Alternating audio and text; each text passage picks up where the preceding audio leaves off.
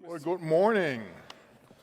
So the future of minerals hub in the kingdom. First of all, I think it's very interesting what we've all been going through. It almost needed COVID to remind the world how important minerals is, because very often, these conferences talk about exciting technology, what is changing, and then suddenly we realized, to bring electric vehicles to life, batteries, solar cells, computers, the one thing we need is minerals.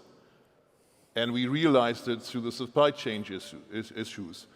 I think this conference is very, very timely. It's very timely because it addresses an issue that is not only important for companies, that's often important of national interest for governments, and it's an industry that has a lot of players. A lot of puzzles have to come together to make it happen.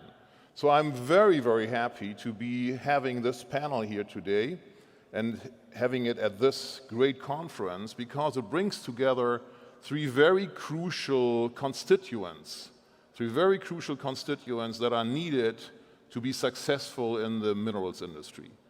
And it brings together the government side, it brings together the financial side, and it brings together the supply chain and the innovation and the private industry. So who we have here today on the panel? On my left, His Excellency Jassr, President of Islamic Development Bank. Thank you, good to have you here. Mr. Mohammad Kaabi, the CEO of UAE investment platform from Mubadala. I'm very happy to have you here.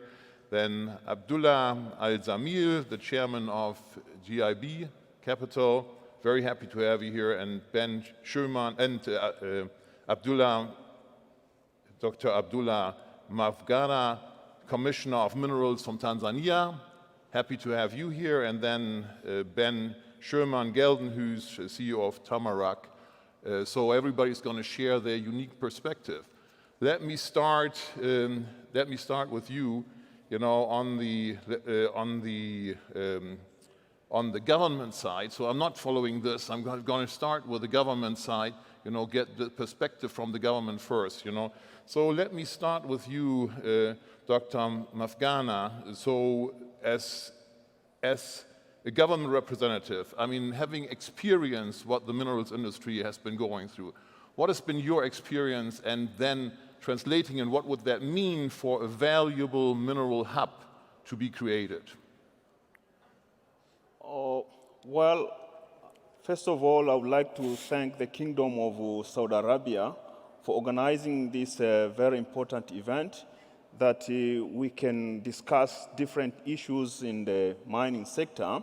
And in the perspective of a global hub, you will agree with me that we need to have some parameters to define the global hub. And one could be the connectivity, and the other one is a policy and the legal framework. So looking from the legal frame perspective, it drives really to connect one type of minerals or different business around the mining sector. And for sure, the question is how we harmonize different countries' policies to make a very nice hub to drive the mining business. You will see that the mining business is always a complex one, since it involves human capital, but also the financial part and the technology.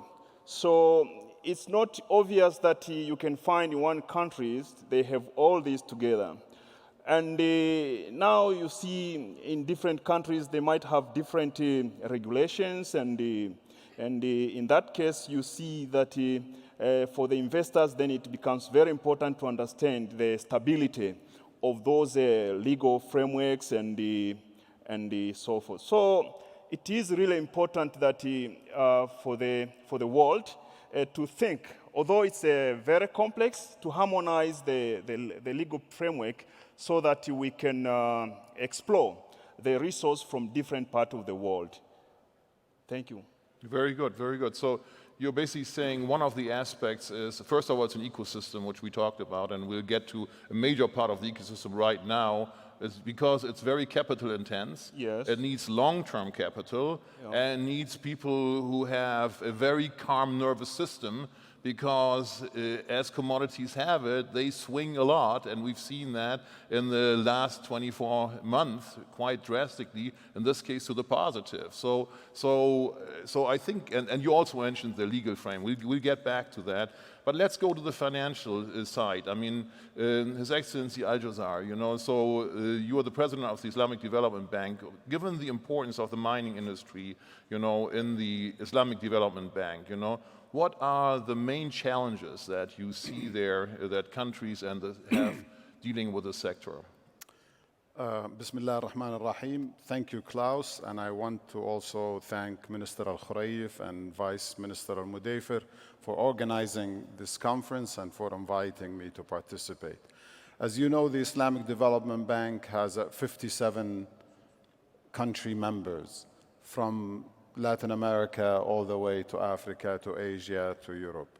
So we are spread out. And we are the only South-South multilateral development institution. So all our countries are predominantly developing countries. We are concerned, as our countries are, about development and about impact of what we do. From the discussions I attended yesterday, it's clear that the new frontier is really mining. Because it is so well connected with all the other requirements for development. I mean, if you talk about infrastructure, there is an infrastructure gap in most of these countries. And we are invited to come and participate and contribute to putting together packages of financing to enhance the infrastructure. Mining, without infrastructure, you could not have mining. And usually mining is in remote areas of these countries. Security, safety is very important. Investors will not come unless they have, I think the Minister mentioned, unless there is clear, predictable legal framework and a regulatory regime that will be there. So we also provide technical assistance to our member countries to advise them as what would it take for them to really attract that capital and attract that investment. They are in dire need. Many of the countries in our membership are in dire need of investments.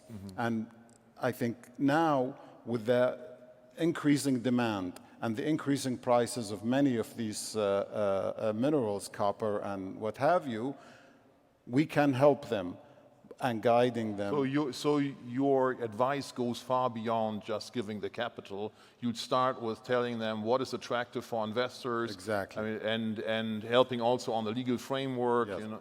We have a catalytic role, I call it. So our catalytic role, we put money. Yes, so we have a skin in the game, but also we give the advice, and we also go and work with other lending agencies like the Arab group of lenders and help put together packages so these countries as a consortium, trying to bring a consortium together. But investors need predictability. Yes. They need legal framework that's clear, regulatory regime that provides level playing field for our investors. And since, as you mentioned, these investments are very capital intensive, which means there is a very long period of gestation. So they need that security and safety of the investments. And I think that's where our Saudi friends are trying to set up a hub, Saudi Arabia being a hub, since they have already taken care of a lot of these elements, so they are a great candidate to host such a hub. And a lot of the region. Elements are here, as you're correctly saying. You know? Exactly. So that's fantastic. So let's go to Mubadala, Mr. Al-Kaabi. You know, so Mubadala started relatively early to get in this game, right? So maybe you give us a little bit of an idea of what your plans are, how you are doing this, you know, to play in this world, you know, in the minerals world. Thank you, Dr. Klaus, and I would like to thank our Saudi counterparts for extending the invitation. Such a wonderful place, such a wonderful forum to gather many people from all over the world to discuss a very important and strategic topic like the future of mining. I represent Mubadala Investment Company. It's a sovereign wealth fund, $240 billion asset under management. Of course, we develop and updated our strategy from time to time. And our strategy currently is we're focusing primarily on sectors with a very strong tailwind, like technology, life sciences, and energy transition. When it comes to the mining sector, and in particular, I can talk about one particular exposure we have, is the aluminum. We have built one of the leading aluminum producers globally in the UAE, Emirates Global Aluminum. It is positioning itself very strongly. And our conviction is very strong in what mining and certain metals means for the future of our businesses. So when you look at the big trends impacting global economies, you're talking about energy transition, you're talking about the fourth industrial revolution, and you're talking about all these technological disruption we see in the penetrating the whole ecosystem. We think that it is critical to maintain a balanced view when it comes to the mining and metals. And if you look at the energy transition, metals is an enabler. Talking about cobalt, you're talking about lithium, you're talking about other metals. So it's very important as an institution like us to be able to play a constructive role when it comes to these mega trends impacting the world economy. I concur with my colleague is that also as an investors, we tend not to like the volatility in the system. And when you look at the commodities, they are inherently very volatile. So we try to play in a balanced way. So you talked about also certain industries will require a massive capital deployment. And that's what exactly what we did with Emirates Global Aluminum. We deployed billions and billions of dollars to build that business. The business is currently very, very strong and solid, enjoying the nice high commodities nowadays. But I'm confident one time in the future, we will face also with these volatilities. So yeah, as an institution, investment institution, we think it's very important collectively as a world to keep a balanced view on the mining and metals. And it is an enabler for the big mega trends that will impact the world economy going forward. We remain, committed to the industry, especially as I mentioned in the aluminum, and we have other exposure as well. But that's our mandate currently. I would like to address one other topic, which is related to the region, economic diversification. We, UAE, Saudi Arabia, we have enjoyed a significant, strong position when it comes to the energy in the recent past. So in the last 50, 70 years, but now we understand that the world going forward is going to be different. There is ESG consideration, and there is, of course, the energy transition. Some people call it around the corner, but it is. We're witnessing the energy transition as we speak. So it is very important that also we diversify the economy. So one of our mandates is to accelerate the economic diversification. We started this journey back in 2007. Saudi Arabia started this journey a few years back, and I am truly impressed with the social and the economic transformation I can see in Saudi Arabia. So collectively, I think we will maintain a strong position when it comes to the energy supplies, when it comes to maintaining a strategic and commodity hub for certain commodities. I am confident with the initiatives spearheaded by Saudi Arabia, with the region, with UAE, for example, we will be able to continue that legacy and build a stronger, economies going forward. And that does not just, you mentioned the investment that you did in the aluminum space, but the way I understood you and let me ask you this, though this does not, your future is not just tied to building something in the UAE, but you will also invest abroad? I mean, because there are many folks here, I mean, here in the plenum as well as outside listening to us, you know. Yeah, we're $240 billion investment institution. Only 55 billion of our investment is in the UAE. The rest is outside, of course. In the mining sector, we have exposure internationally. In Guinea-Conakry, for example, through EGA.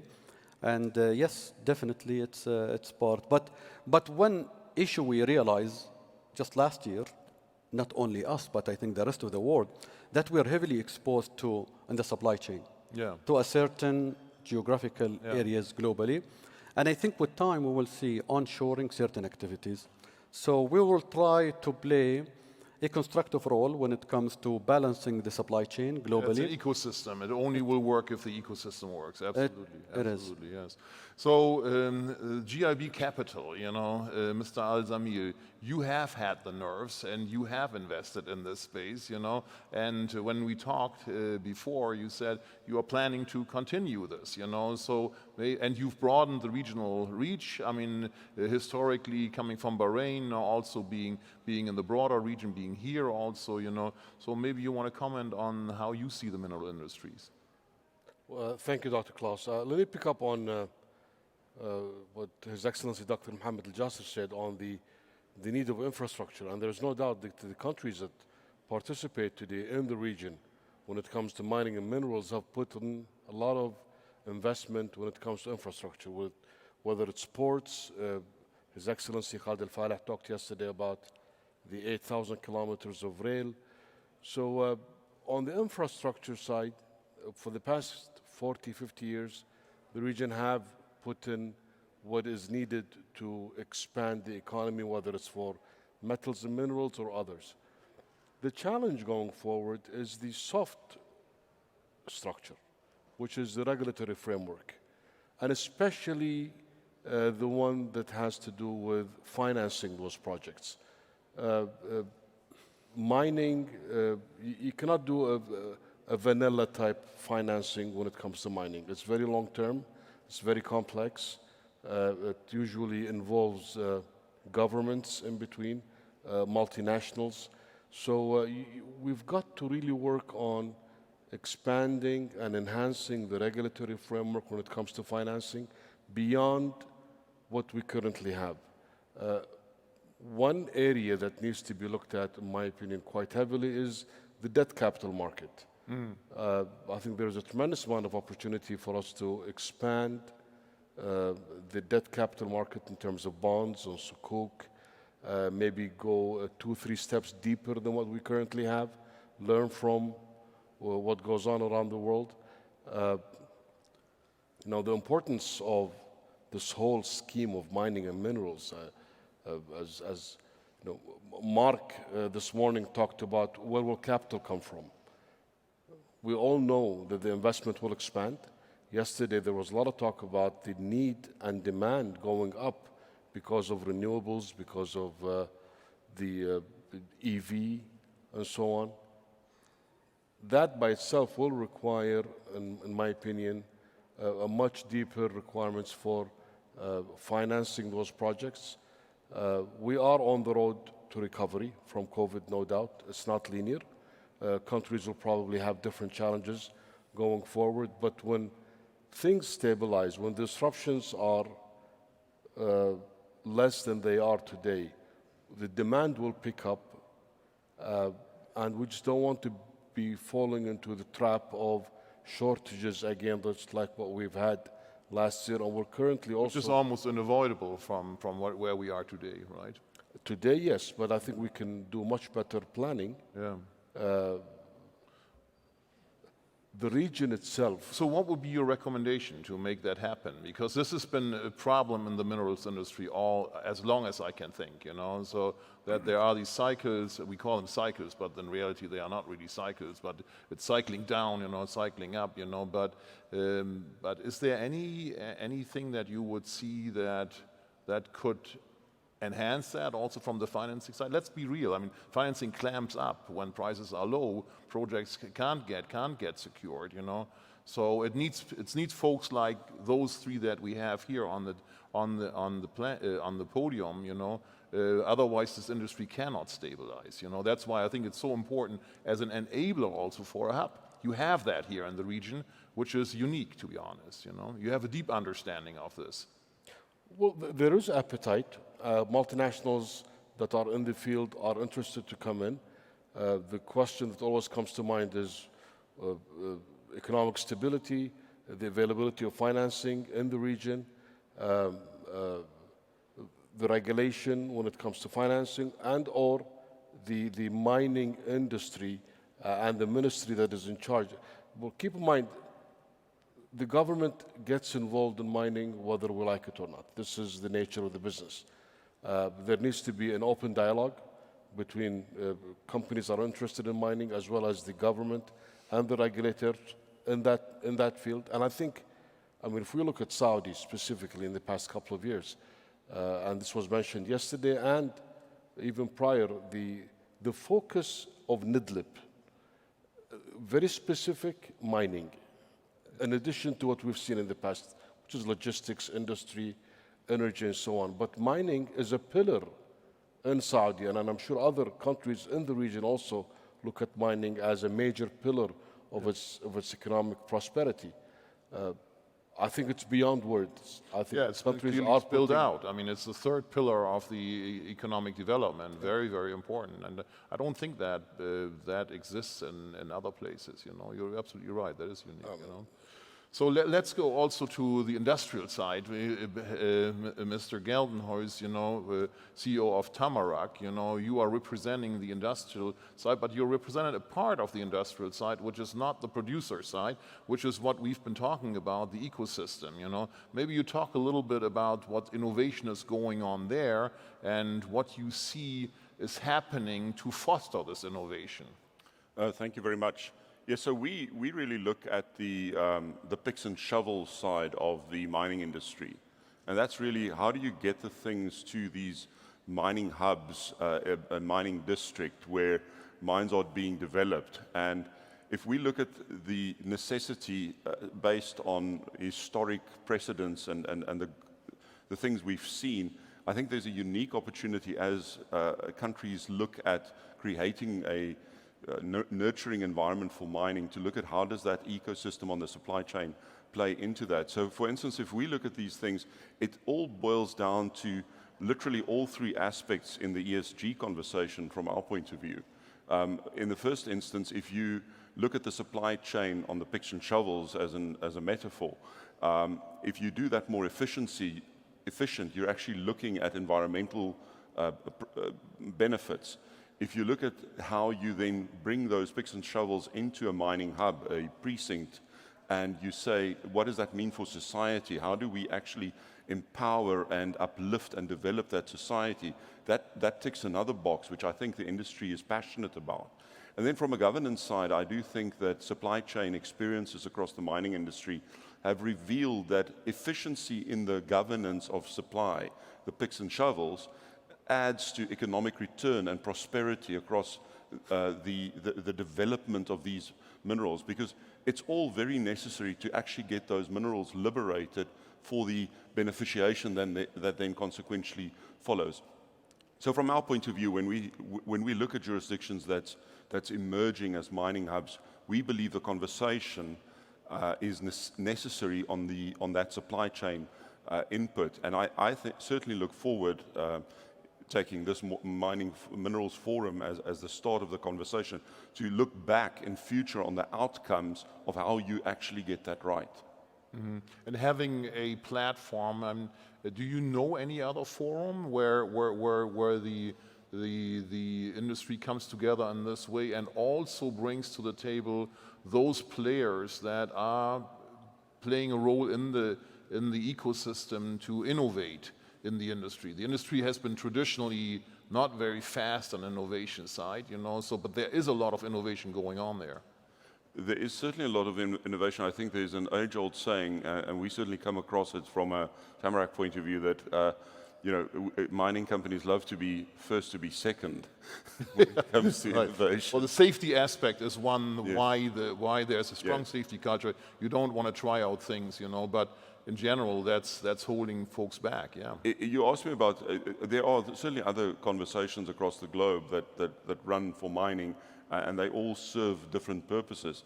I would say that a forum where the industry, the government, and all stakeholders in the ecosystem of mining are focused on outcomes that benefit the countries, the society, is certainly a really good start, especially post this 2 years of COVID that we've all faced. Sounds good.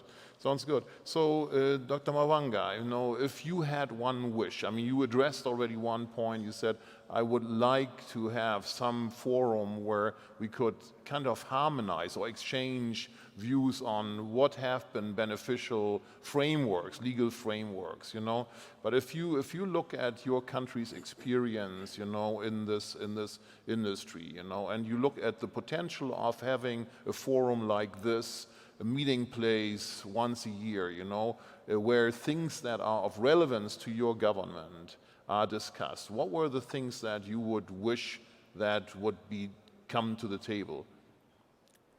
Oh, well, I think from the legal point of view, it's very important to, first of all, to secure or to protect the investment, because it's a capital-intensive investment and it has very high risk.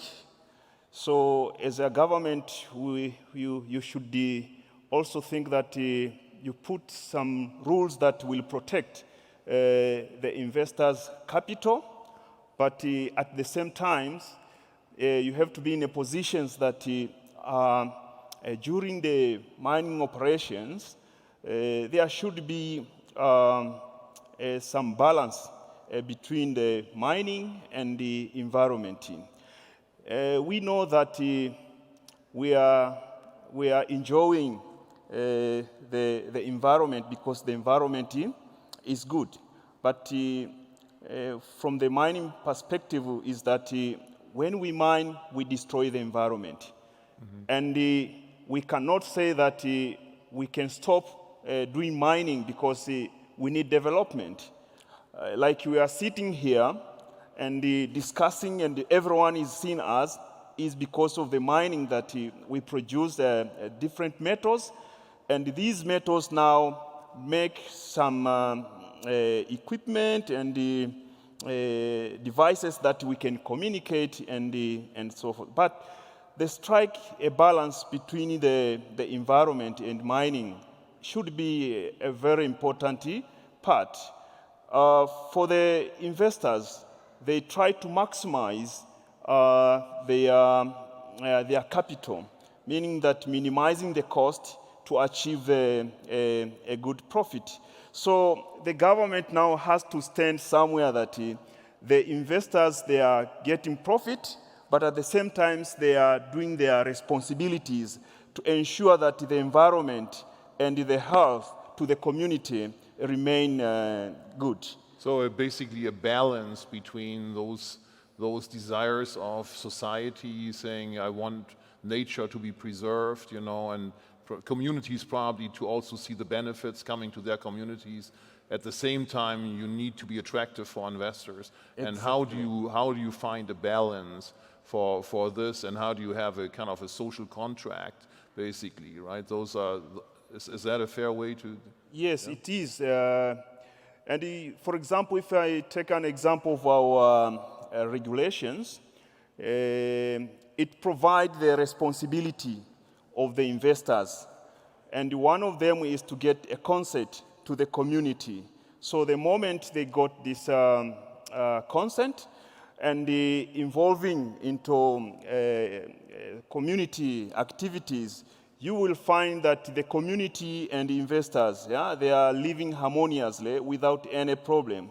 In a way, we call it is the social license to operate. Yes. That become an important part of the mining operations. And it works very well in some places, but in some cases you see some frictions, and the role now of the government is to make sure that these frictions now come into smoothening the process of making the mining, that the investors enjoy the business and the community also enjoying by getting jobs and participating in different activities around the mine. And I think what you're also saying, if one had a forum where the good and the bad of this could be openly discussed, and one could see what is trying to find an optimum. I think Yes. everybody said it here, every project is different, every country is different, every region is different, but nevertheless there are some general principles that one can probably condense out of this, Absolutely. And currently that doesn't really happen. It happens, on a personal basis, but a national basis, but not on an across-nation basis. And the region here, with having large resources, not only here in the region, but also in Africa and further north, so would pretty much be a good spot for this. So thank you. So let's go back to the finances side, His Excellency Jassr. So what do you see the future of the mining industry in the member countries that you have? I see a bright future because one, they are realizing that they are sitting on huge resources that are waiting to be developed. Second, these countries are in dire need of development financing.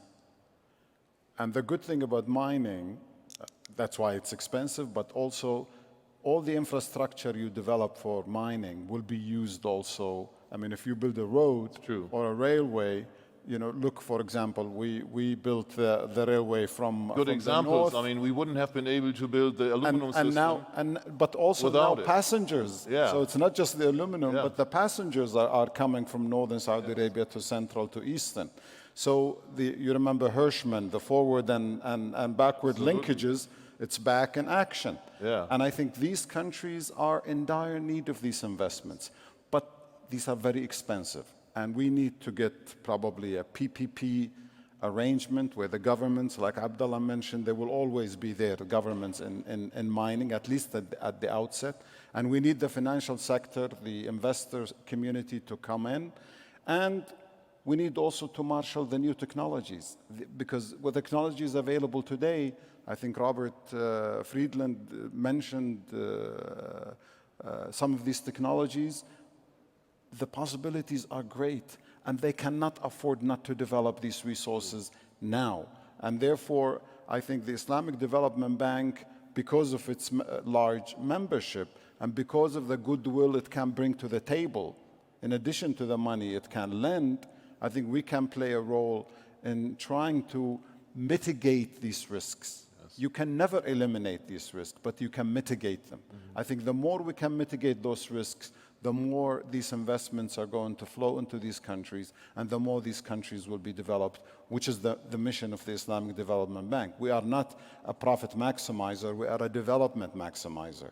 And this is an opportunity waiting to be explored and to be developed. And I hope through this conference, all the investors are going to work with the governments, work with the especially the mining companies, to really come up with some schemes that will mitigate the risks so they can come in and do the investments and help these countries develop. And that is, in addition, a great element that you have here, and that's not, that easy to replicate, because you know the world of commodities, period, so everybody. You're right. Everybody. The technologies that Aramco developed and utilized, and it's only next door, and Ma'aden, absolutely. I was on the first board that of Ma'aden. And when I remember, you know, what we used to deal with, and now look at the company. You remember we had worked on some of these issues.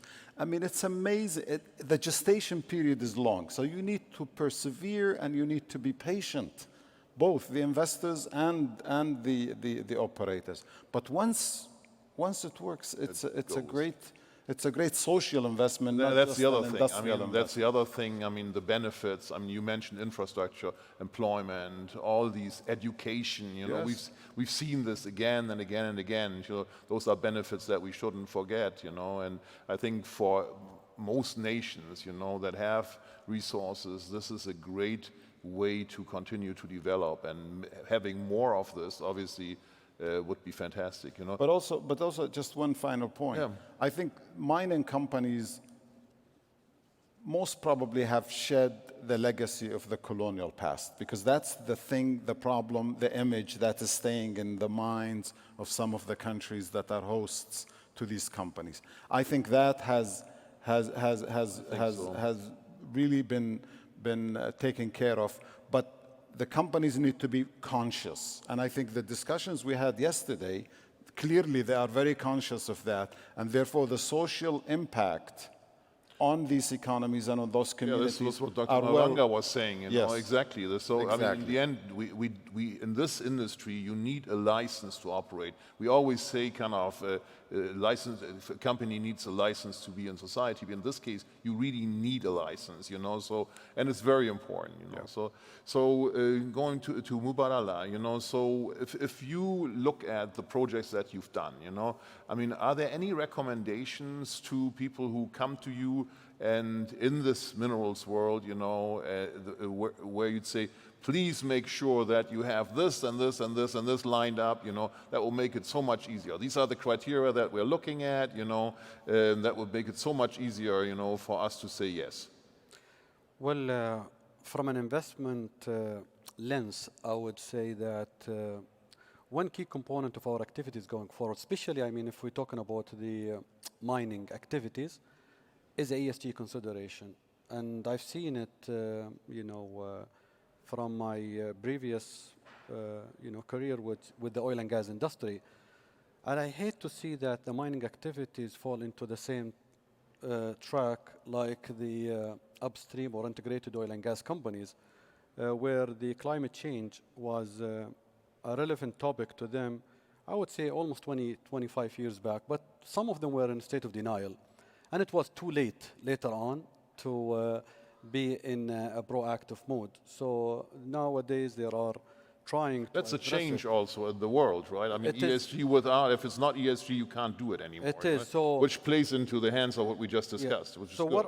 The way I see it, I think it's very important that we pay attention not only to the E, but also to the S and G when it comes to the ESG. Yeah. And that's, I think, applicable to the mining activities. I think financial institutions will address this, investors will address this, customers will address this, and I think we need to have a very robust system in place that ensure that you know, we are a responsible investor, we are a responsible developer of these activities going forward. So to me, I think that's probably a very, very critical element of the activities going forward. As we mentioned, I think we cannot live without these activities, and they are an enabler for these mega trends. However, it's like a paradox because you have also an issues with the ESG, and we need to address them in a proactive mode before it's too late. So I don't want to put words in your mouth, but would you go as far as to say if you can't qualify as ESG with the E, S, and G, then it's basically very often almost not possible to do anything these days? It is, and we see that certain geographies now, it's almost mission impossible to expand or to start new mining activities. This is a reality in certain geographies. I know there are certain geographies where they're relaxed a little bit, but I think we need to be a responsible investor, responsible developer, and we take these issues very seriously because no matter what, the way we see the world evolving to, it's going to be a very critical component in the activities going forward. Fantastic. So, Mr. Al-Zamil, so if you, I mean, you have expanded, you have done this before. If you had a wish, you know, of what you would want to see more, you know, from people that you've dealt with, mistakes that have been made before, you know, not to be repeated, you know. So, any recommendation, any points on this? I think I will share some of the comments by my fellow. It's the regulatory system. I mean, if the regulatory system is strong, good, it's a good place to invest. Yeah. I would not go as an investor to places where regulatory system is not strong. Would you see the same thing at GIB? Well, the message I would have to the industry as a whole is transparency. The oil and gas industry for many, many years have had a standoff with civil society and environmentalists until it got into the stage where service providers like ourselves and financiers really got entangled in between. The message is the mining industry needs to be quite open. They need to play their cards because at the end of the day, this is the benefit to the populace at large. The E part now is quite important and it needs to be calculated in a very careful manner. And I think transparency is important. This way, people like ourselves that would provide financing and capital would be in a position to do it seamlessly, comfortably, without having to worry about activist investors or pressures from elsewhere. The mining industry I think has an opportunity today to put forward what the industry is all about, what are the benefits to the population, and just move forward. So, the industry, one last word. One last word on this. I take the comments on board, and I would say that the picks and shovels go in once projects are approved. So if these elements in the ecosystem of the supply chain is actually also noted from the outset, it strengthens the mining industry image, the way in which the things are built, the infrastructure is put in. It all runs on the supply chain. Yeah, thank you. Thank you. I also want to mention that I think here in the kingdom, I mean, the industry has done some very, very important initiatives. We mentioned mentioning as Vision 2030 as the third leg, but also the acceleration of the exploration, the new mining laws. You know, a lot of things have been put into place. And I think this forum is another kind of highlight. And I think what this conversation has, in my view, shown that if you had a survey today of the players in the industry, and if you were to look at the challenges in the industry, this has already helped tremendously in getting this dialogue started. And there's a lot here, you know, that is not at other places. So I really want to thank all my panelists for this lively conversation. You know, thank you very much. I want to thank the plenary, you know, and I hope you enjoyed it. Thank you very much. Thank you.